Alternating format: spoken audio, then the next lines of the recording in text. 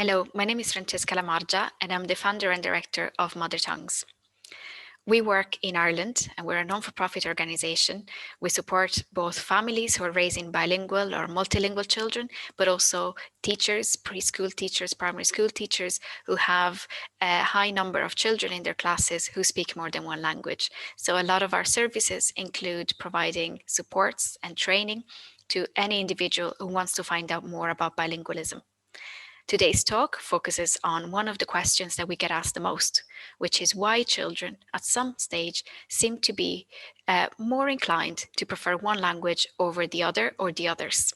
So today I'm going to talk through some of the tips and techniques that parents can use at home quite easily to maybe change some of the current circumstances. And the very first thing to bear in mind is that no two families are the same. So it's really important to take this advice, make it yours, adapt it to your own circumstances. And obviously, anytime, do not hesitate to get in touch with Mother Tongues because this is what we're here for.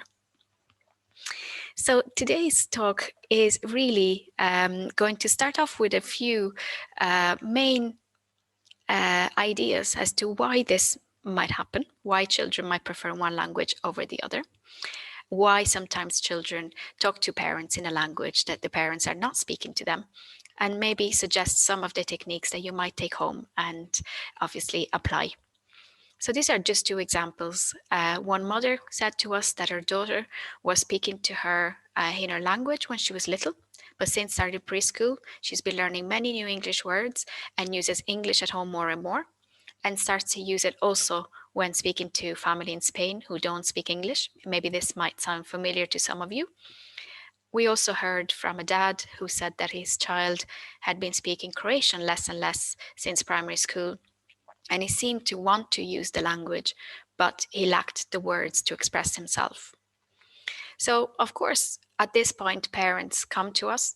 They come to us, obviously, sometimes when the baby is very young to find out whether it's the strategy that they want to implement is a good strategy. But also, as children grow up and they use languages more and more questions, obviously, come along, and life evolves and children change, as you know yourselves. So these are some of the most typical questions we get asked, which is why do some children speak only one language, even if they're raised in contexts where parents and the school are bilingual or multilingual? Why some children prefer one language over the others? Why some children stop speaking one of the languages, and why, what can parents do to actually change this or to address these issues? So I think it's really important at this point that we're aware that no single answer will fit every single family. Children go through stages in which they might prefer a language over the other, but we don't know when that stage is going to come. So there isn't a specific age range where you can expect this to happen, because there's so many reasons for it to happen. Also, if we might share some techniques with you later, of course, and you can try them all. But again, something that might have worked for one family might not work for yours, and vice versa. So don't feel that everything is lost. I find in my own experience working with families that this is the phase when you see that children are not speaking back. It's where parents really question their own techniques. They question their own beliefs, and sometimes they feel guilty because they say, well, I could have spoken more, I could have maybe gone on an extra trip, or I could have made more of an effort to send my child to a weekend school, and now I've made a mistake. And it's really important at any stage along the way not to feel that it's all lost, because it's not. A lot of us sometimes need to be reminded that language is something that can develop at any time. And of course, if you learn a language as an adult, it's different from learning a language as a child. But at the same time, when it's ready, when your time is right, it will happen. So don't feel that if you haven't spoken to your children in your native language, you cannot start ever again. And if you feel that your children are responding in English, maybe more so than in Irish or than in your other native language you might have, then think about how you might be able to change it, because you can make small changes. So think about what ingredients you have at your disposal. Of course, we're in the middle of a pandemic right now, so time has changed.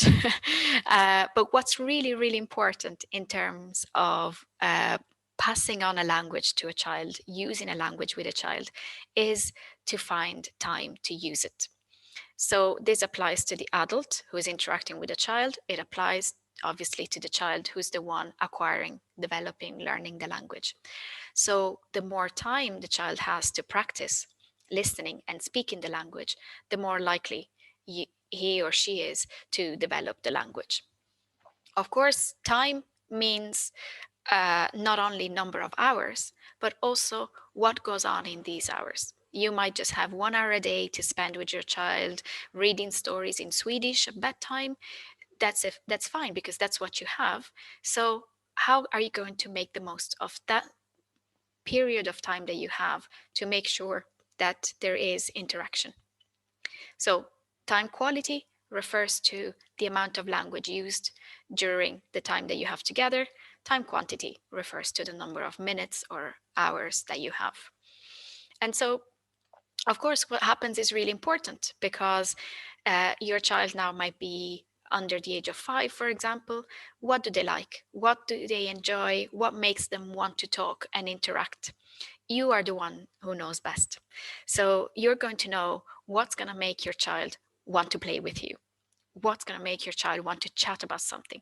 And it's something that they're interested in. It could be trains, it could be a specific book or a story that they want to tell with you, or to read with you.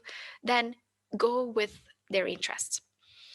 And of course, you need adaptability. Circumstances change, and also children can go through different phases where you might find that they're really positive about your language, and then they become quite maybe shy speaking it in public. And so you require to be adaptable yourself in changing slightly your techniques as you see the response coming from your child.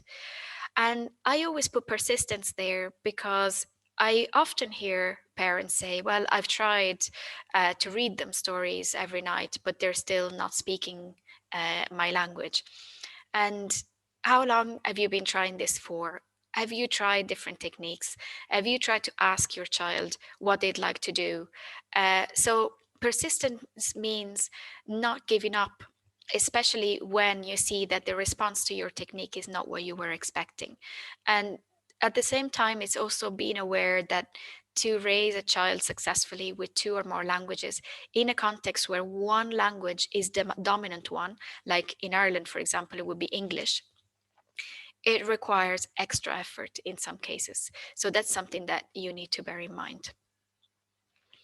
And so these are some of the techniques that you can use at home to support the heritage language, so the language that you want to pass on to your children, which might be your native language, but it might work very well also for parents who might want to speak Irish to their children. And even if Irish is not your first language, you might be fluent in Irish and happy to speak it to your child, and for them to learn it from a young age is a real gift. So when I was talking about time quality, this could be any time in the day, but depending on your child's age, especially this might be very sensitive for very young children, it might be a very specific time of the day, but when your child is more likely to listen to you.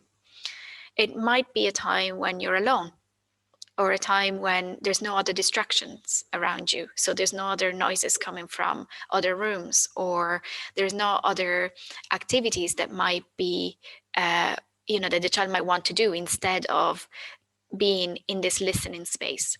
So for some people, this is bedtime, because it's quiet, because the child is confined to a space like bedroom. And so look for this time in which your child is more likely to listen, and use this time to dedicate it only to immersion to this language. And then during this time, you create the immersion, and you create this immersion through doing something together that you both enjoy and that requires interaction. So in your own setting, is it possible to maybe increase also the amount of time, the quantity of time that you spend using the language? So we've spoken about the quality, but in terms of quantity, is it possible for you to stretch this half an hour that you have in the day to add another half an hour, or maybe to add more time during the weekend or at a time that you're free? Because what children need is both quantity and quality of time. And there isn't a rule of thumb that says that to become bilingual, a child needs X number of hours per day. But obviously, the more you can use the language and balance it with the amount of English that the child is getting, the more likely your child is to acquire the language. And what we have on our website, the Mother Tongue's website, is what we call the language exposure wheel. And we've developed this to help you to track the time that you spend. So you see an example here, and you can just print it out and highlight, and obviously there's instructions that come with it, but you highlight the areas on a specific day of the week and that where you're spoken each of the, or your child has heard, each of the languages. So you might say that you might have a 3-year-old going to preschool, and so the child wakes up at 7, from 7 to 9, you're speaking Polish at home, and both parents speak Polish, so it's full Polish immersion, and you color that in one color. And then from 9 to 12, it's English only because it's in the creche. And then from 12 to maybe 6 o'clock, it might be a mix.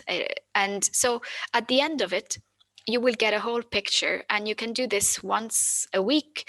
So you can observe an entire week.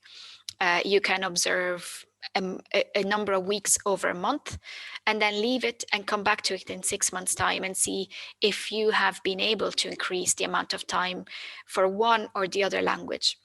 And of course, this is also really useful for families where 3 languages are spoken, because sometimes it's quite difficult to find space for each of the languages. So to actually get a visual and colorful image that shows you how much time your child is hearing and interacting in each of the languages, at least is a starting point for you to see where you might want to see a change.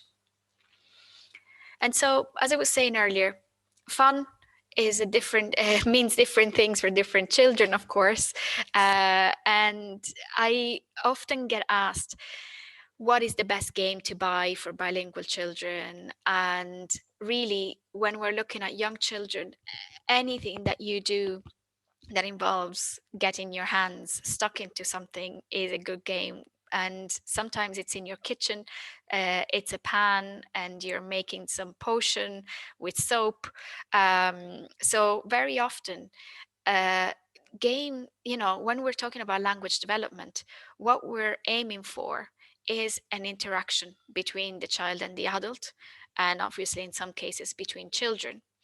So think about not the toy or the kind of game you might buy, but what kind of conversations will this stimulate? So I have put in a picture here of children who are dancing, maybe following an adult who's giving them instructions. And so you might want to count with a young child, count to 20 in your language, and you might take a ball and throw it and say, well, I say 1, but you have to say 2, and throw the ball back at me and tell me a word. And you can do this with numbers, you can do that with names of fruit, with colors.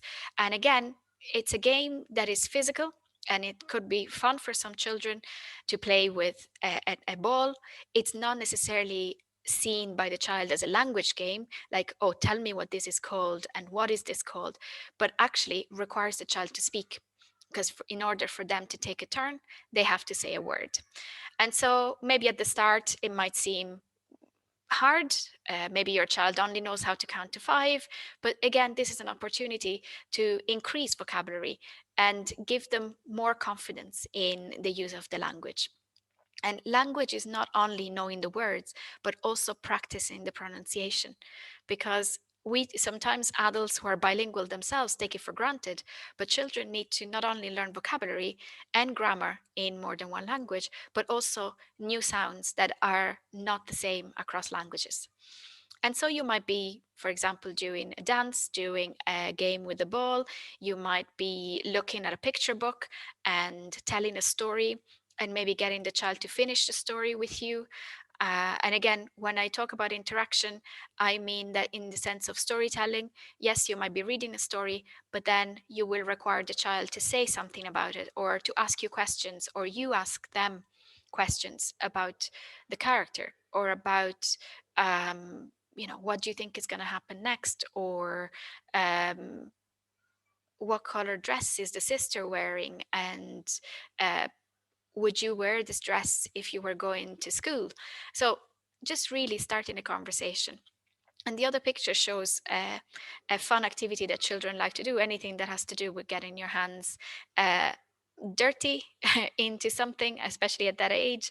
So whether it's cooking, whether it's tidying up a room, whether it's doing gardening together, again, these are all really good opportunities for language development. So again, they don't require you to go out and source specific language materials, but they're really useful to develop new vocabulary. For example, in the kitchen, there's a lot of verbs around stirring and putting and mixing, and you name it. Obviously, all the vocabulary around food and so on and so forth. So again, don't do all the talking and allow the child to talk. That's also quite important while you're having fun together. And this is another example from my own family. During the lockdown, there wasn't there were many choices of different things to do. So I decided at some point that we would do some role play, and that we would practice some Italian every day, because of course we weren't getting the opportunity to travel to Italy or to see even friends from the Italian school. So here is a very simple example of role playing. The oldest child is taking notes. So is taking, it's a restaurant, as you can probably tell from the picture. Our kitchen was the restaurant. My younger daughters were ordering drinks, and again, they needed to ask for it. So that required using questions, using obviously vocabulary around formulating questions and around food and drink. He had to write it down because he's at the age where he can write. So he was coming, asking them a question, they needed to answer, and he needed to write it down, and then we took turns. So every child got to be the waiter or waitress each day. Of course, that needed to change after a while because, it's fun for a while, but it's as simple as thinking of a really good role-playing activity that can work for your family. And very often, if you just observe your children, especially when they're young, they're leading their own role-playing with dolls, with items in the house, so you can follow their lead. For older children, there are also other games that encourage language use. And here on the left, you see the What Am I? It's a guessing game that many of you will have seen in lots of different contexts for adults as well. So this is for slightly maybe older children. So after maybe 5-ish, where you have a card and it might say the name of a profession, for example, postman. And you could stick it on the head, or you can just hide the card, and the person needs to ask question. Am I a man? Am I someone who works outdoors? Am I, and so on and so forth. So again, this is requiring the formulation of questions, which in each language is slightly different, and it's definitely not an easy sentence structure in most languages. So it requires vocabulary. And of course, children will be at some point maybe asking you, how do you say that? Or how do I ask that? And again, this is a really good opportunity to check with each other and to develop language together. But it is a fun game. And even though it forces children to talk, it won't be seen as now you need to talk my language. So you can propose that at a specific time of the day or the week, you can play games in the language of your choice. And the story cubes are also really useful. This is one of the many types that you can find, and you can make your own story cubes as well. And if you look up on the internet, there's plenty of ways to actually create story cubes that are age appropriate. So you can make them for younger children as well. And when you roll them, depending on the combination, you have to tell a story with the words that are depicted on the story cubes. So again, this is another game that you cannot play unless you speak a language. And so it's very creative, first of all. It helps children to become good storytellers. And also, another question that we get a lot is, oh, we find games in English, but we don't find them in Polish or Italian or Spanish. But a game like this, or like a guessing game from before, is not language specific. So once you have the basic tools, you can play it in any language. Of course, language is not just come here and learn, and if I do this, this will happen. But language for children and for adults as well is very, very much linked to emotions and identity. So, of course, for children, there will be a point where they ask themselves, and they might ask you, why are we bothering with this language? Or why are you continuing to speak this language to me when you can actually speak English, you know? And in some cases, we see that when there is an emotional attachment to a language, there are many positive associations that get created. And positive associations are always good because children, they may not talk about it, but there are times when they feel that their language skills in one of their languages is not, they're not great. And so if you are able to connect with family members or with a friend who is very close to the child, and creating moments where the children get also an affirmation of the importance of the language in a social context, the importance of them using the language, and also some praise, because children really like when all their efforts are paying off. And so there could be a grandparent saying, you know, your Polish is excellent, and actually I'm so proud of you. You learned so much in the last few months since I last saw you. These are things that might seem quite simple, but actually they are affirming the fact that the language is important and that the child is doing well. And it's also important for grandparents to know this, that our grandparents, I'm thinking extended family or family friends, to just continue to encourage the child rather than saying, oh, you know, your cousin here who is 8 speaks a lot better than you, or, you know, you have a bit of an English accent when you speak Polish. Maybe that's the case, but the praise and the encouragement will get the child to continue to practice and become better and better and continue to develop the language. There are many, many other ideas, of course. In some families, parents decide to say to the older child, in order to encourage them to be positive about the language, to actually speak to the baby or teach a family member. And children like being teachers and being able to share their knowledge to other people. So help me teach our neighbor or daddy or granny is something that makes children feel, actually, yes, I do have a skill and I can share it. And these other family members of ours have an interest in this thing that I know and this part of me. So it's very, very positive. Other times, especially in cases where sometimes parents find it really tricky to find other people who support them on this journey, the use of a doll or a character who speaks that language, so becomes alive and speaks that language and only that language, can also be really, really useful. So for some families, this has worked, where they were saying, well, this is the doll that comes from Rome. And in Rome, she only learned Italian. So she's the doll who only speaks Italian, so we're going to sit her here and we're going to read her a story, and we get to know the doll and la la la, and then we speak Italian with the doll all the time. So this could be another opportunity, or using a puppet to speak to the child, and the child speaks back to the puppet in the language.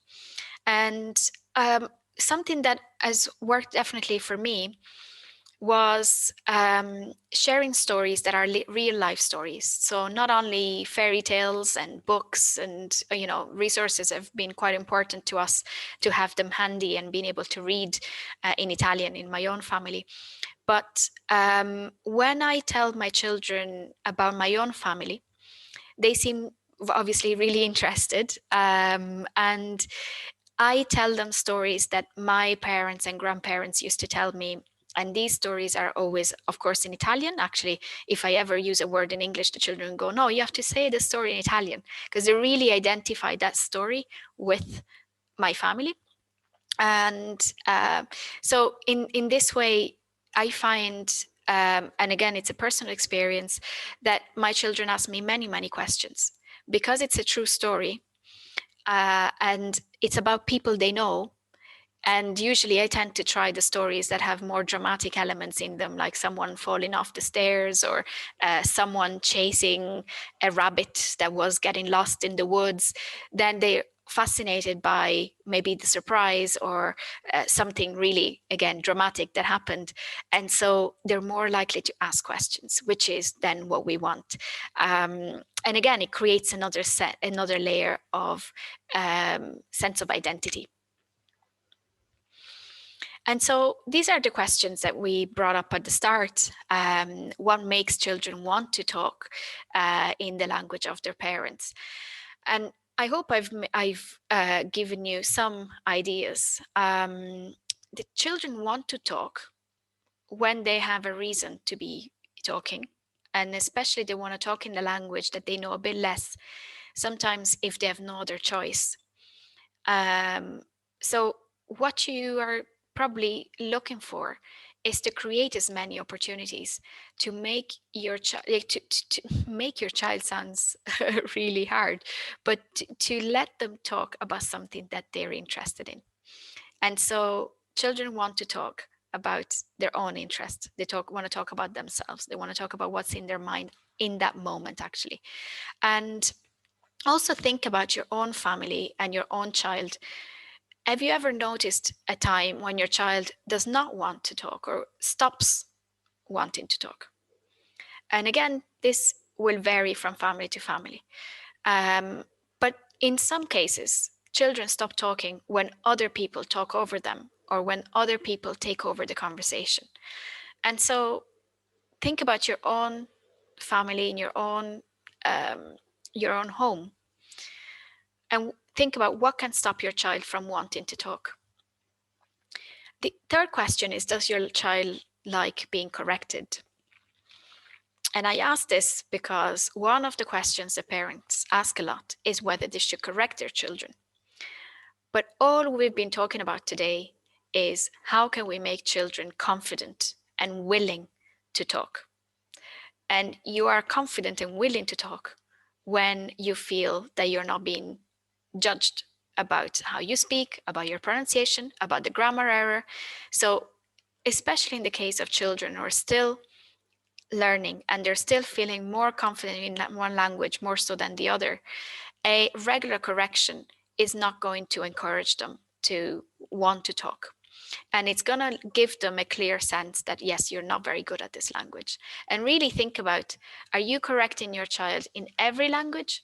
Are you correcting your child only in one of the languages? Because if I was being corrected in English all the time and never in Italian, then I would get, okay, well, in English, I'm not very good. In Italian, I'm good. So I'm going to go and speak Italian, because I don't want to be told every time, this is not how you say it. And you can think about your own family. You might have children who love being corrected, but it's quite rare to have a child who wants to be constantly stopped and restart and correct yourself and move on. How to do it?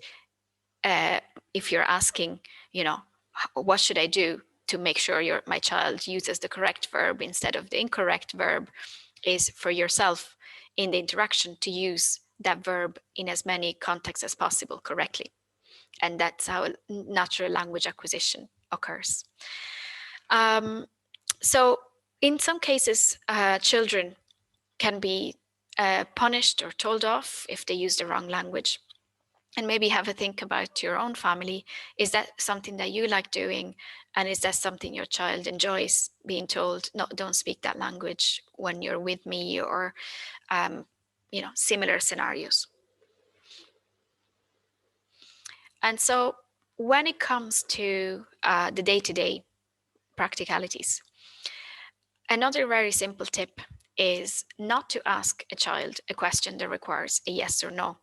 And now, after this talk, try and think about maybe write them down, or think about 2 or 3 questions that you'll be asking your child. Many of them are yes/no questions. So, are you ready? And the answer can only be yes or no. But if you want children to give you more than just yes or no, you want to ask them a question such as, do you want to wear blue gloves or red gloves? Because to that question, you cannot answer yes. Okay? So have a think about how you demand responses or you interact in a question and answer, because even something as simple as this changes completely the kind of language that you're expecting the child to use. You can also rephrase what the child has said in your own words. And so I was giving you the example of somebody saying, no, don't speak English, speak only Italian to me.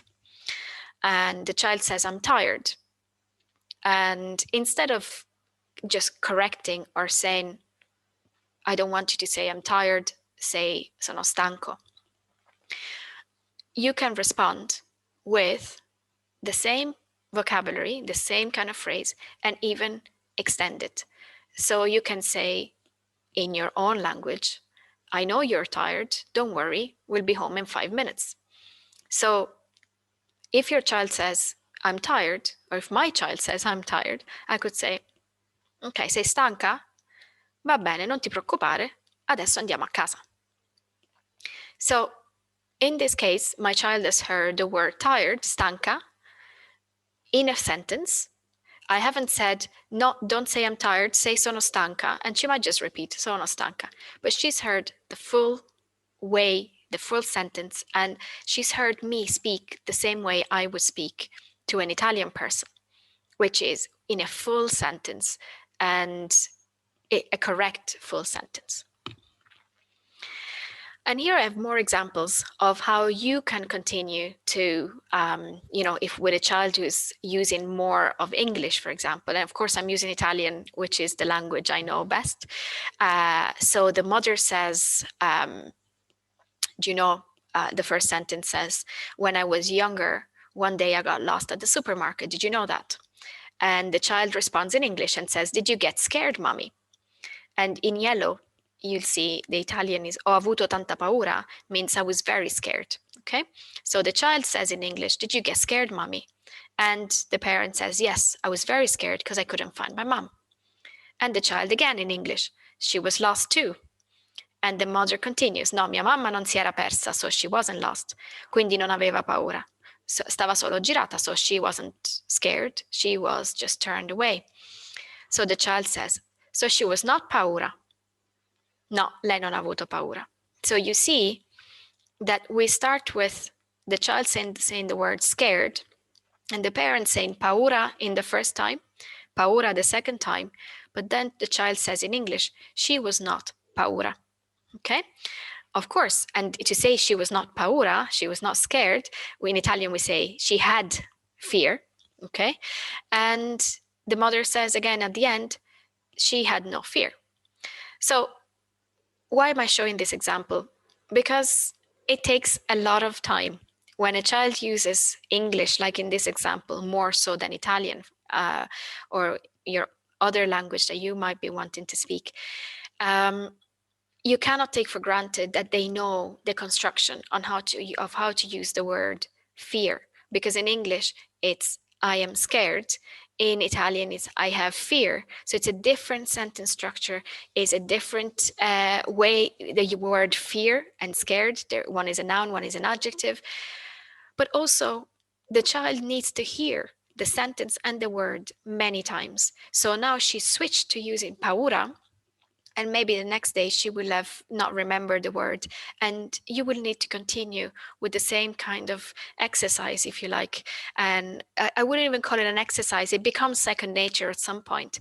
But really, children need to hear language a lot. And sometimes what we fail to remember as parents is that a child who's hearing 2 or 3 languages is hearing normally one more than the others. And the languages that the child is hearing less might be heard, say, 2 hours a day. And how can you compare that to a child who's hearing that language 8 hours a day and using it with other children? So we really need to be aware that the job of the parents who want to raise a child with multiple languages, or 2 or 3, is to really give them a lot of input, a lot of language models. So just as a quick reminder of what we've been discussing, children might decide to stop speaking one of their languages for various reasons. Some of these reasons might be that they don't feel, they're related to their confidence. So the child might not feel very confident using the language. They might not have enough of the language to actually use it. They might be going through a phase where they feel that they want to fit in and be more like their friends, and so just use only the majority language. But also there are moments in which parents might feel defeated and might feel, well, my strategies haven't worked out, and look at me, I was speaking Italian to my children from birth, and here they are speaking English back to me. I must have made a mistake. And what I'd like parents to know is that there is no mistake along the way. The biggest mistake would be to completely drop a language because you think you have no power to actually raise a bilingual child. If you want to drop a language out of your own decision because you don't want to speak that language anymore, that is your choice. But I would feel very strongly about parents who sometimes feel that they should be doing different things, they should be better at raising bilingual children, but actually a lot of parents are doing a lot of work, and they're very aware that this that promoting a minority language is definitely something that requires time and dedication. And so I would be very positive about a lot of parents thinking that they don't do enough when they're actually putting quite a lot of effort into this. The role of the community is very important. The role of grandparents and family members, or anybody who can help parents. To me, this is really important because parents need encouragement constantly in continuing through this journey, and children are the same. Children need the encouragement from teachers who praise them for their skills and who praise them for the fact that they speak Polish, Swahili, Lingala at home. Any language that is used in the home is supporting the child in their linguistic and their cognitive development, and it should be valued by everyone in society. And the efforts that parents make should be really praised, because as a parent myself, I know how much effort goes into really putting a lot of thought into how to use the time that we have, the limited time we have, to support a minority language in the best possible way. So please, remember to be adaptable, to think about what your children like best.